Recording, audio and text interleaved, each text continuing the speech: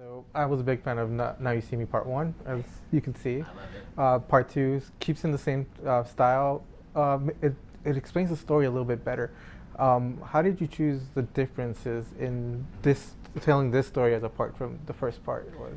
Well, I think Louis, who directed the first one, and I do have different tastes as well, but I'm a huge fan of the first one, so I really wanted to, especially their movement, style, and their energy.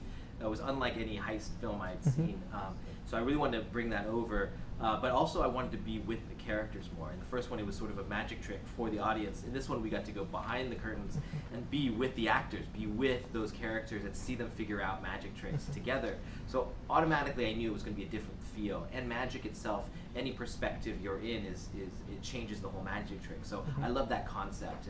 And Lionsgate was great to let me do what I wanted to do, and worked really hard with the actors to take it to another level. What were some of the challenges in filming these magic stunts that you guys had throughout the entire movie? Yeah, I think the hardest stuff was like really doing magic. Like we really wanted to not do CG as much as possible, all practical effects, and that means we needed to teach the the actors how to actually do it. So our magicians went to town, created like a magic school for them, and then when they started getting good at stuff, we could then incorporate that into the script, or we would ask them to get them some. So all that was a lot of work, and you never knew where it was going to end up, whether someone was going to get good at card throwing or not. So it was a constant sort of moving, fluid thing that we figured out. And I think in the movie you feel that, even if you like, oh no, they had the CG that. I think you feel that it isn't as many places. And in the DVD and Blu-ray, you get to actually see what they actually did. Yeah, talking to Keith Barry, he's very charismatic and he's very passionate about what he does. He's a master at what he does. Yes. How was it working with him? He's great. He's a real master at that accent. It's amazing.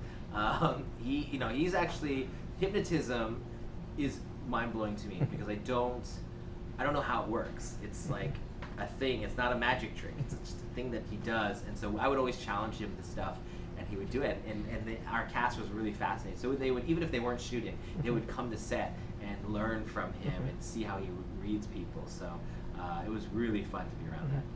Did you learn anything from Keith? I learned a couple tricks. I did. I'm not very good at them, and I have to remind myself how to do them, but he actually always tried. He was very nice and patient with me. But the biggest thing I learned was that hypnotism actually works, because I was skeptical about that whole thing. So.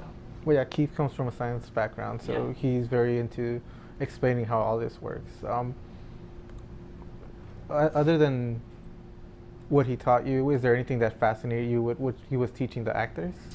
Yeah, I think it's the psychology of it, the storytelling aspects. What I really didn't realize coming into this movie was magicians are storytellers. They are storytellers before cinema was even around.